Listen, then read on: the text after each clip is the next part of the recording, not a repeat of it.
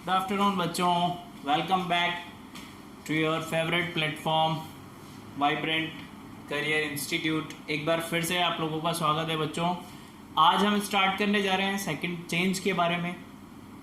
Physical change एक part हमने देख लिया था, एक एक्टिविटी करके हमने देखा था कि कैसे फिजिकल चेंज होगा, कैरेक्टरिस्टिक्स हम देख चुके थे। ठीक है, तो आज हम देखेंगे केमिकल चेंज के बारे में। केमिकल चेंज क्या होता है बच्चों?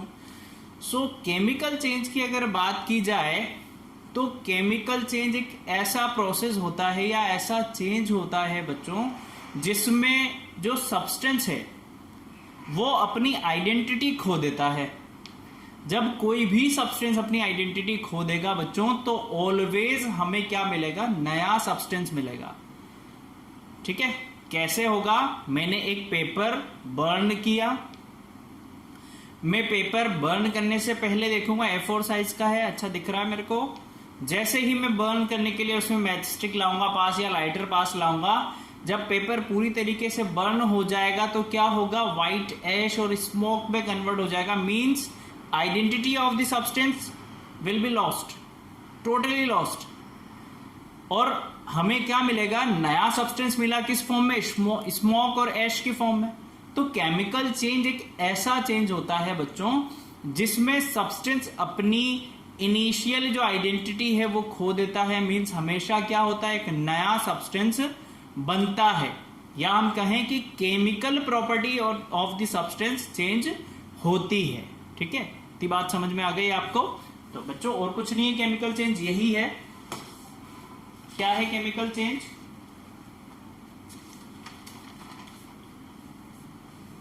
लिख लेते हैं हम। ए change in which the chemical properties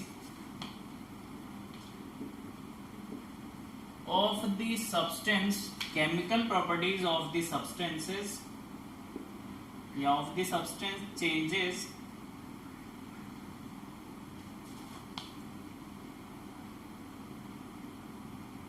and always new substance is formed. Always new substance is formed is called chemical change।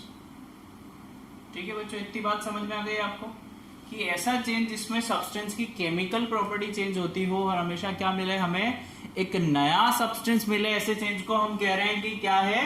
Chemical change है। Is that clear? चलो इतनी बात हमें समझ में आ गई। तो बच्चों अब एक बात आप मुझे बताना कि जब आइडेंटिटी कंप्लीटली खत्म हो चुकी है तो क्या सब्सटेंस अपने ओरिजिनल स्टेट में आ सकेगा? एक बार पेपर बर्न हो गया तो क्या मैं दोबारा वापस से वैसा पेपर ला सकता हूं? क्या नहीं ला सकता। मींस केमिकल चेंज में क्या होता है? एक बार जो सब्सटेंस चेंज हो गया, यानी कोई सब्सटेंस है, मैंने कुछ प्रोसेस होने के लिए रखा, केमिकल चेंज हो रहा है।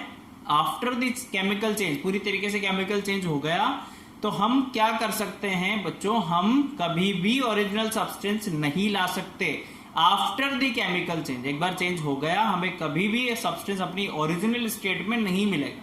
जैसे फिजिकल चेंज में क्या होता था? मैंने आइस को मेल्ट किया, वाटर मिला, वाटर को मैंने ठंडा किया, वापस से आइस मिल गया। तो एक तरीके से रिवर्सिबल चेंज हो रहा था, हमें ओरिजिनल सब्सटेंस मिल सकता था, मिलता था। But in this case, in this change, हमें कभी भी ओरिजिनल सब्सटेंस नहीं मिलेगा। चाहे आप कंडीशन रिवर्स कर दो, चाहे आप कोई फिजिकल मेथड लगा दो, कभी भी आपको ओरिजिनल सब्सटेंस नहीं मिलने वाला है। ठीक है बेटा, इतनी बात समझ में आ गई? तो ये दो जो पॉइंट है ये भी हम लिख लेते हैं यहां पर। तो पहले तो हम ये लिखेंगे कि in this change the original substance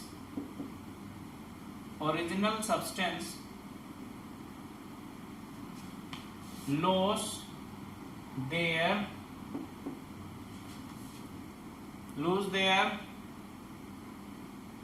identity and get converted into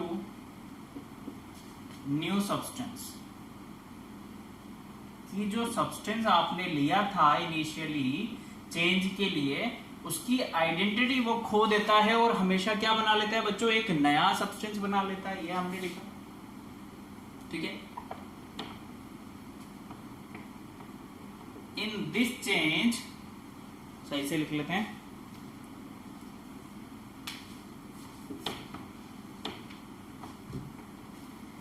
in a chemical change the substance cannot be converted back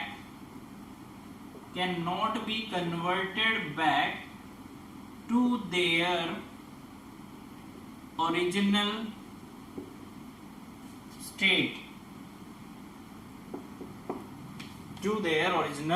state. चाहे आप कंडीशन रिवर्स कर देना, चाहे आप कोई फिजिकल मेथड अप्लाई कर लेना, एक बार चेंज हो गया सब्सटेंस में, मतलब अब वो परमानेंटली क्या है, उसी स्टेट में रहने वाला है, कभी भी चेंज नहीं होगा। तो बच्चों हम एक और चीज कह सकते हैं कि ये क्या है, इरिवर्सिबल चेंज, यानी एक बार जो चेंज हो गया वो दोबारा वापस नहीं होगा। ठीक है, एग्जाम्पल की बात कर लेते हैं।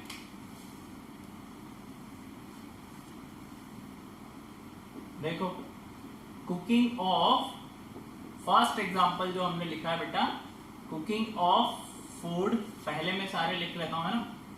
Second example, digestion of food in our body, ठीक है। थर्ड चेंज हो जाएगा आपका कर्डलिंग ऑफ मिल्क, ठीक है। फोर्थ चेंज हो जाएगा बच्चों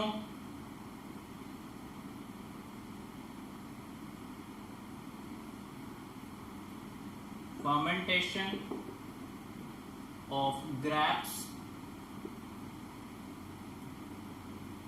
ठीक है। फिफ्थ अगर मैं बात करूं तो हो जाएगा बच्चों रेस्पिरेशन,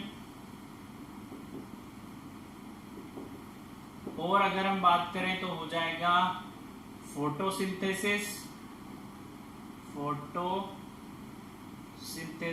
फर्दर अगर हम बात करें तो बच्चों हो जाएगा rusting of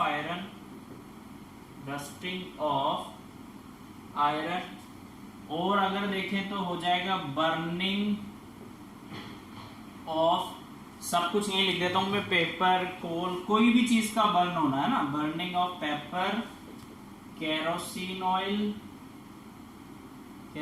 oil, petrol, diesel etcetera, किसी भी चीज का बर्न होना, सब क्या होगा, केमिकल चेंज होगा बच्चों। क्या होगा, केमिकल चेंज होगा।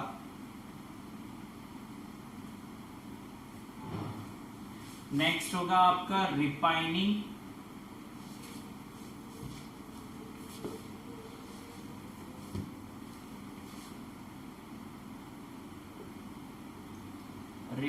ऑफ फ्रूट्स,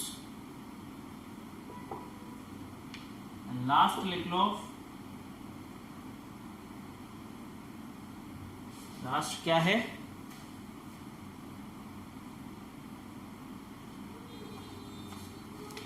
क्या है बच्चों, fading of colour of clothes, ठीक है। तो 10 यहां पर हमने एग्जांपल लिए ताकि आपको अच्छे से क्लियर हो जाए, कुछ भी डाउट नहीं रहे। एक एक करके समझाते हैं आपको। देखो, फर्स्ट एग्जांपल जो है बच्चों वो है कुकिंग ऑफ फूड।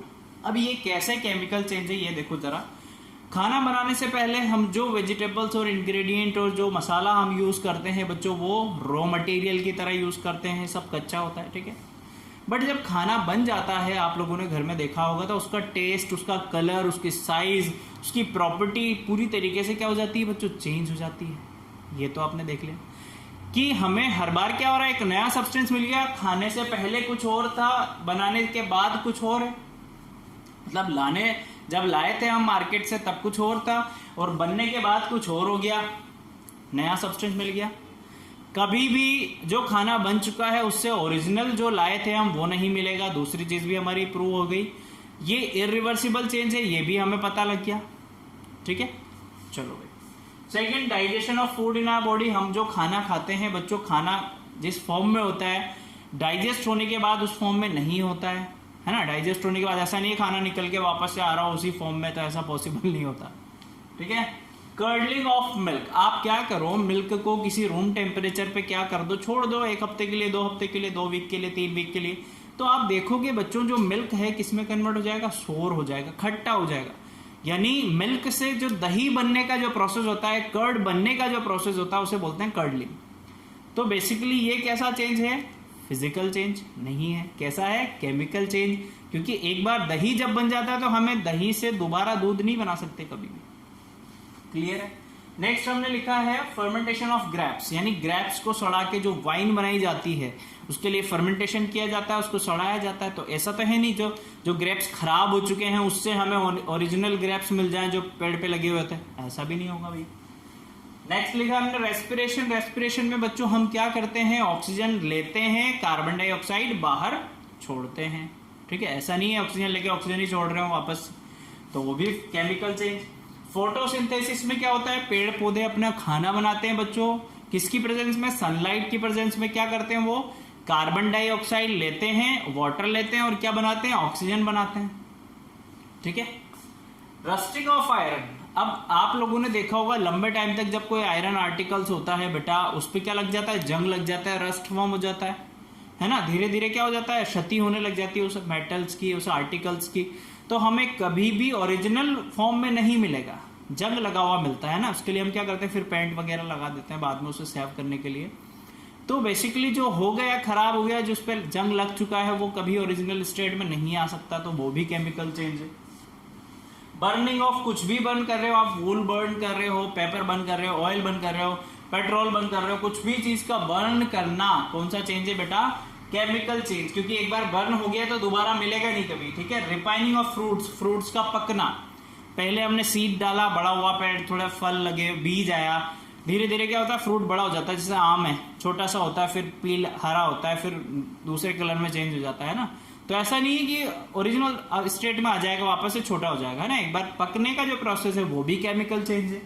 नेक्स्ट हमने लिखा है फेडिंग ऑफ कलर। कपड़े का जो कलर उड़ता है बेटा, आप धो रहे हैं, वॉश कर रहे हैं, वॉशिंग मशीन में वॉश कर रहे हैं, कपड़ा जो ओरिजिनल आप जैसा लाए थे वैसा नहीं मिलता आपको 1 महीने बाद, 2 महीने बाद, कलर थोड़ा सा फेड हो जाता है। तो ये भी क्या है, केमिकल चेंज है। ओके, तो आज हमने देखा बेटा केमिकल चेंज क्या होता है, उसके एग्जाम्पल हमने देखे। कल हम डिस्कस करेंगे इसकी कैरेक्टरिस्टिक्स के बारे में, और टाइम अगर बचेगा तो एक एक्टिविटी भी कर लेंगे जिससे हमें केमिकल चेंज भी अच्छे से समझ में आ जाए। Okay, thank you so much, keep learning.